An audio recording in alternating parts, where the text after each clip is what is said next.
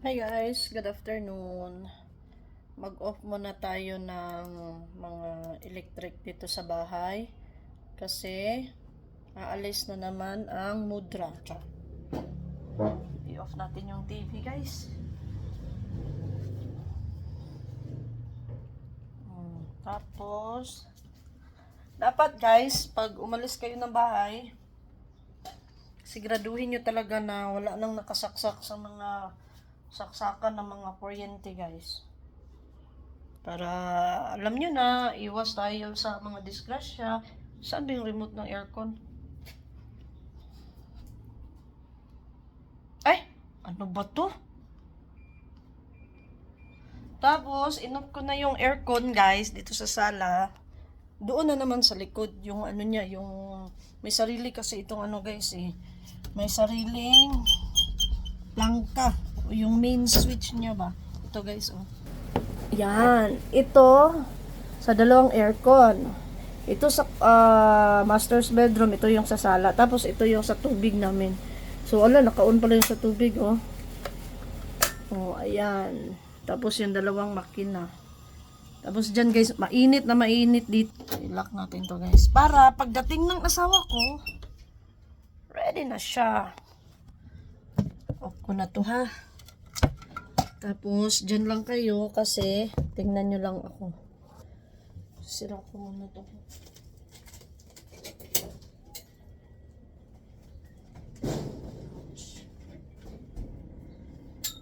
Close natin yung tindahan.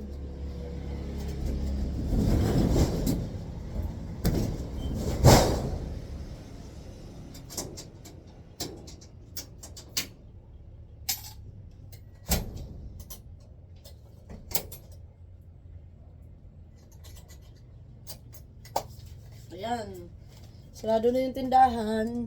Kasi guys, inimbita kami doon sa bahay ng pinsan ng asawa ko kasi graduation na ang pamangkin niya.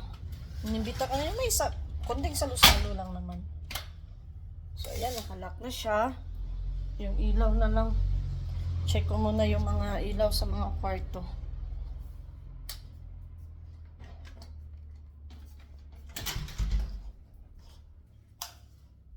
Pero yung kwarto ng anak ko guys, hindi ko ino-off. Bunutin muna natin yung ano. Kasi pag dumating yung asawa ko, tapos hindi pa naka-ready yung ano, papagalitan ako nun. Ayan, naka-off na yung dalawang ref.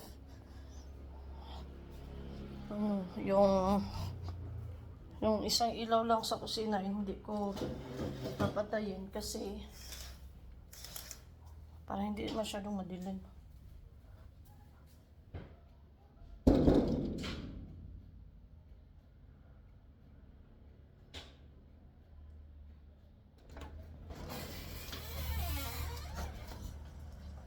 Kala ko ano maingay, yung asok pala. Ano pa yung kulang? Mamaya na yung ilaw eh. Tapos yung dadalhin ko doon, i-check ko. Yan, may damit na ng anak ko. May tripod kasi mag-vlog ako doon eh. Mag-vlog ako doon sa Karawan. Karawan? Ba yan? Ano ba to?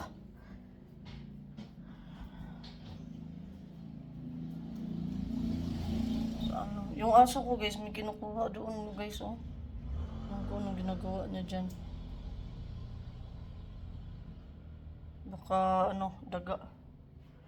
Alam nyo guys, magulo pa yung bahay namin kasi busy kami ba. Yan kami importanteng ginagawa. So okay na yung lahat guys. Ready na. So wait na lang ako ng hinihintay ko na lang yung papa at kapatid ng asawa ko tsaka yung auntie ko. Darating sila dito sila darating tapos sabay na kami pupunta doon sa bahay ng auntie ko. Malapit lang naman yung bahay ng auntie ko sa bahay ng mother-in-law ko. So update ko kayo mamaya guys. Thank you.